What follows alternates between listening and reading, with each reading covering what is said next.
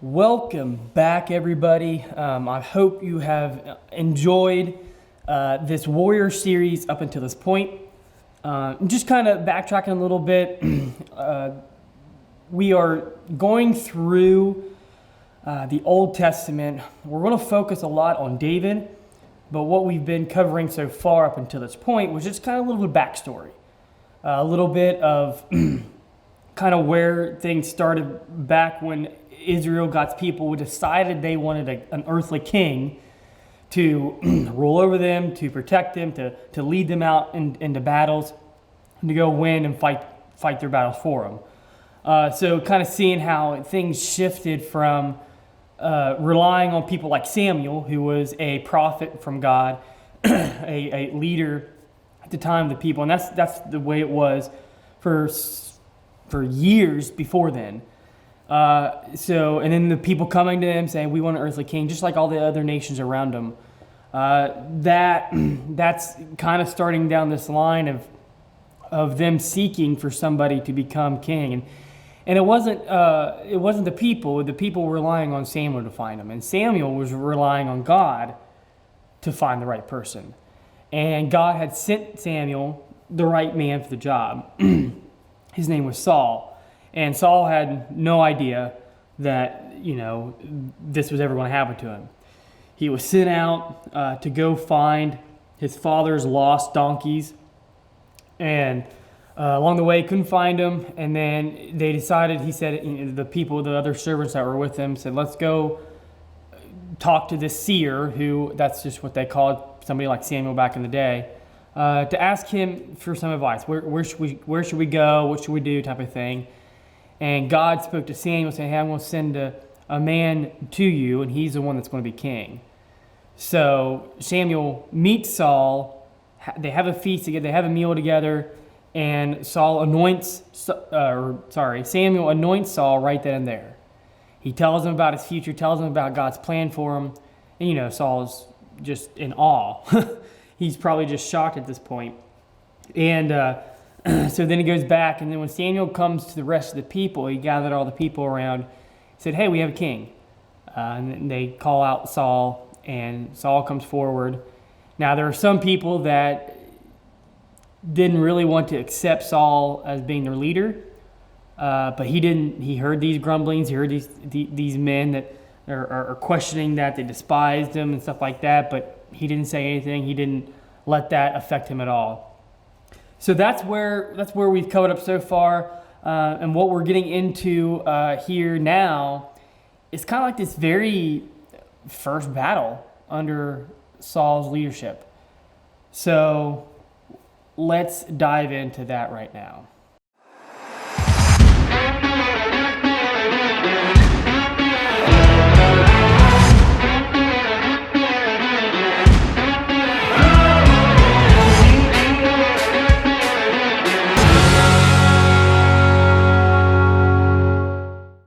So picking up here in chapter 11, it's kind of a short chapter, but this is just a little bit more of context, a little bit more backstory to David, where not only have we saw where Samuel finds Saul was anointed, but we see kind of like the progression of Saul establishing himself as king.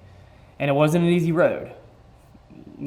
The same as can be said about David, about him on his journey, his road to becoming king was not easy. So here we have in chapter 11, Saul rescues the city of Jabesh, or however you want to pronounce it. Basically what it was is that there was one of their biggest rivals or biggest enemies were there, the Ammonites. This guy named Nahash, they went up there, besieged this city, and all the men of that place said, hey, let's make a treaty with us, and we will be subject to you. So basically, they didn't want bloodshed. They didn't want to be sieged by the Ammonites and all this stuff like that. And this leader, this Nahash of the Ammonites, kind of replied, said, okay, I'll make a treaty with you on one condition, that I gouge out the right eye of every one of you to bring disgrace on Israel. That was kind of like his one condition on this, I'll make this treaty with you. So all the elders said to us, hey, give us a week, give us 7 days, so we can send messengers throughout Israel. If no one comes to rescue us, we will surrender to you.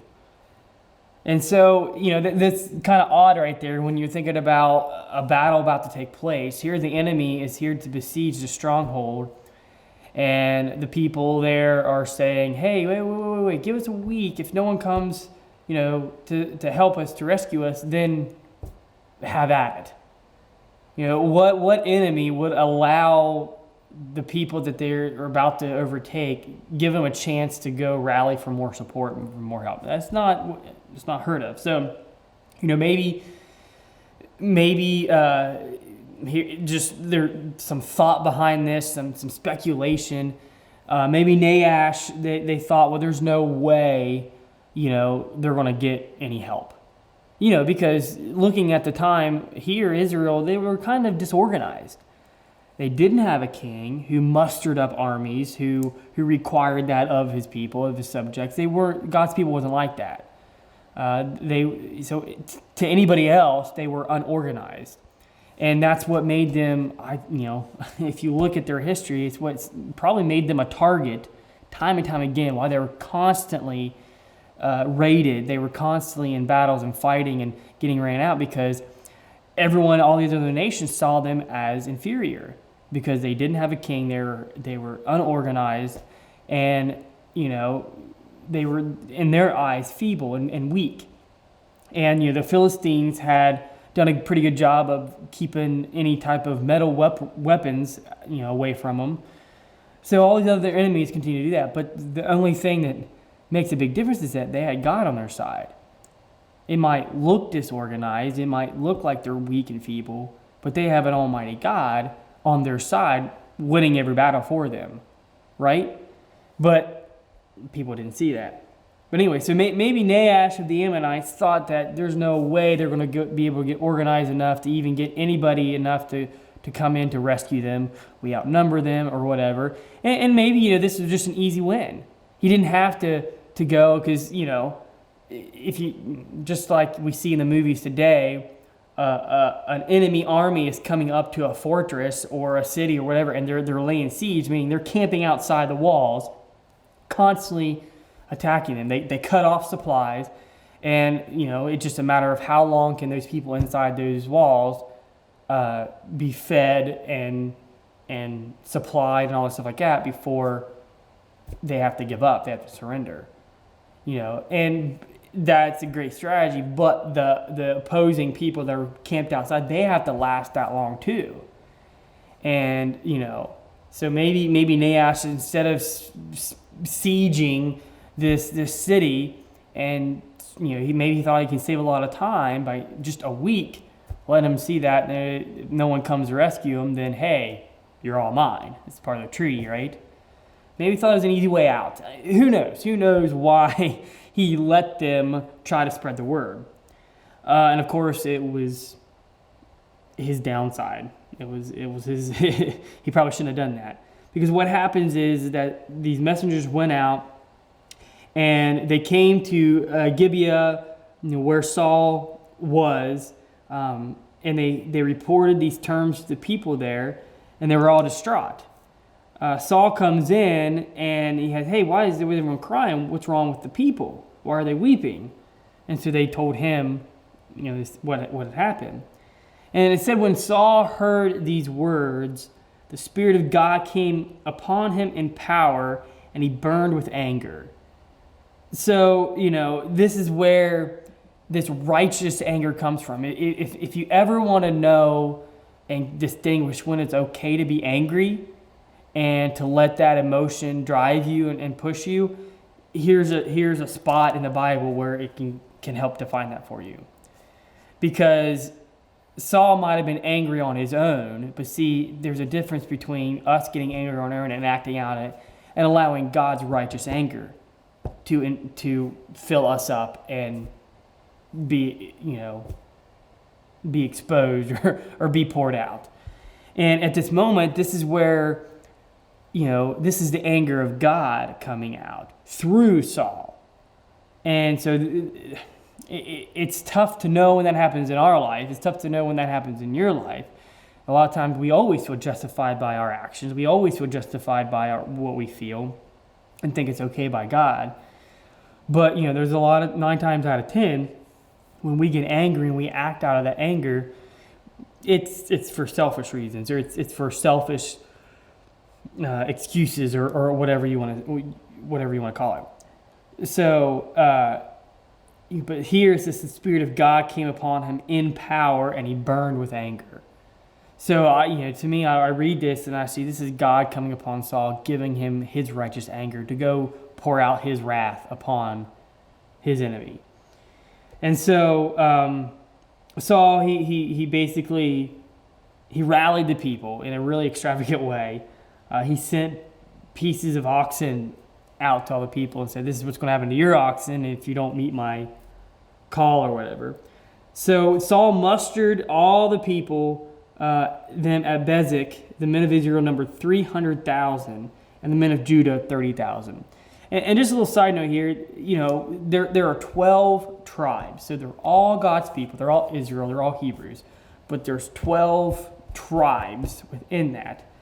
And Saul is from the Benjamites, who is kind of known to be the smaller tribe of them all. And that's why a lot of people looked, to Saul and didn't want to follow him, because he's the lowliest of the lowest.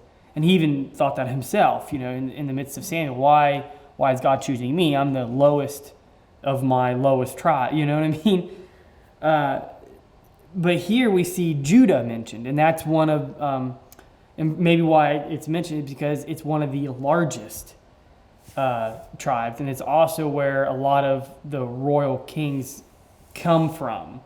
After Saul, of course, they come from the tribe of Judah, and then of course, way later on, it's where Jesus, the Messiah, is going to be coming from the tribe of Judah. So, if any of that ever clicks, there you go. So maybe that's why this is mentioned here, because the men were 300,000, but the men of Judah were 30,000. So 30,000 alone came from Judah. So they told the messengers to say to the men of Jabesh, by the time the sun is hot tomorrow, you will be delivered. And so the messengers rush back, they tell them that, and they tell the Ammonites, tomorrow we will surrender to you, and you can do to us whatever seems good to you. So the next day, Saul separated his men into 3 divisions. During the last watch of the night, they broke into the camp of the Ammonites and slaughtered them until the heat of the day. Those who survived were scattered, so that no 2 of them were left together. So, they knew that they were going to have,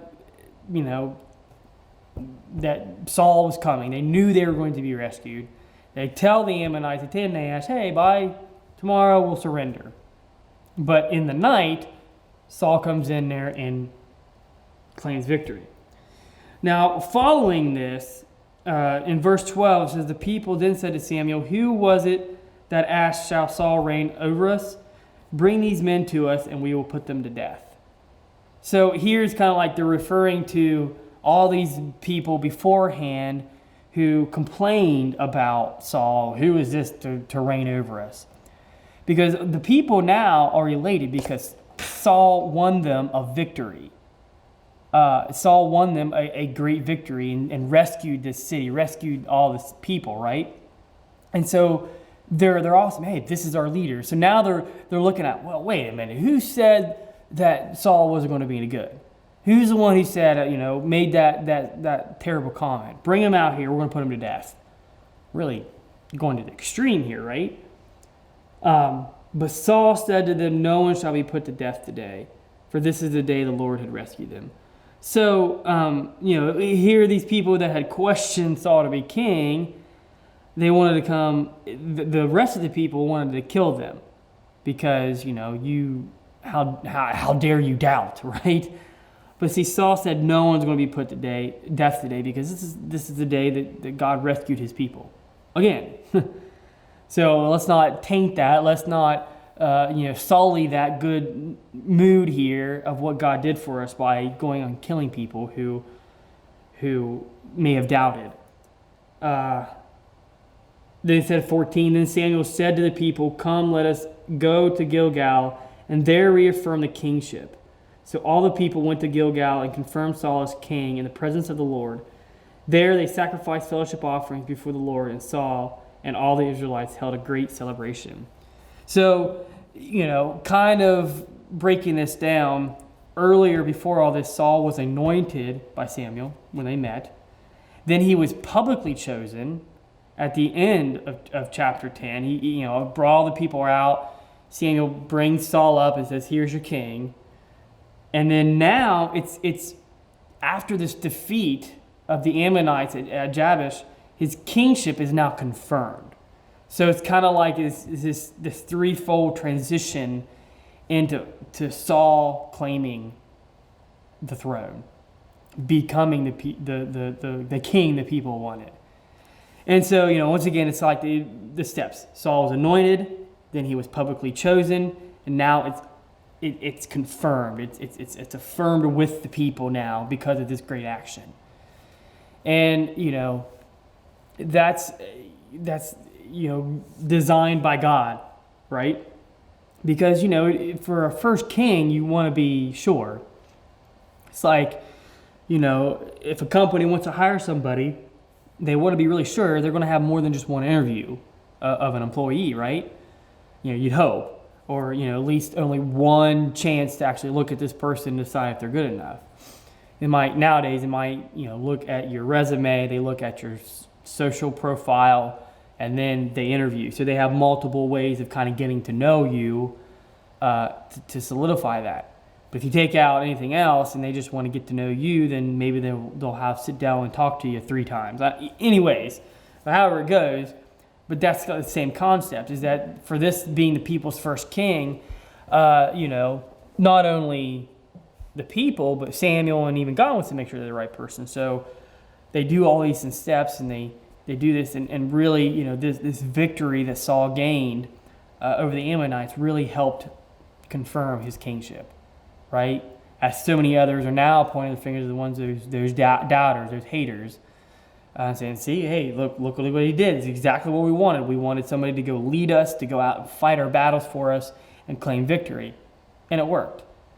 So here is now Saul being established as this king, the very first king that God's people wanted, and that was chosen. Now, what we're going to get into next time is kind of the twist. Now we're going to get into kind of what happens next and looking at how Saul changes. I don't want to give away too much. Probably already know the story. You already kind of know what happens, but now we're getting into that, and David will be along here shortly.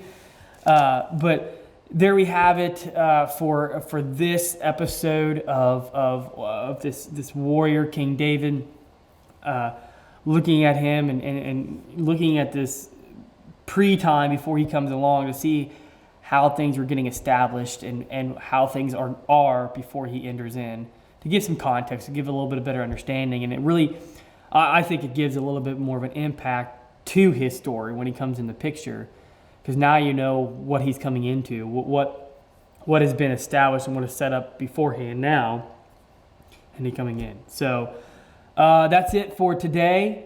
Make sure you continue to watch for these episodes. If you're seeing this one now, it's at the end of the video. It's probably too late. I should have warned you earlier. But go back, start with episode 1, watch the second one, and get caught up. And we're going to continue on looking through the Old Testament, looking at these old battles, and looking at David being this warrior king. So until next time, guys, take care. Make sure you subscribe to the Refuge channel. Peace.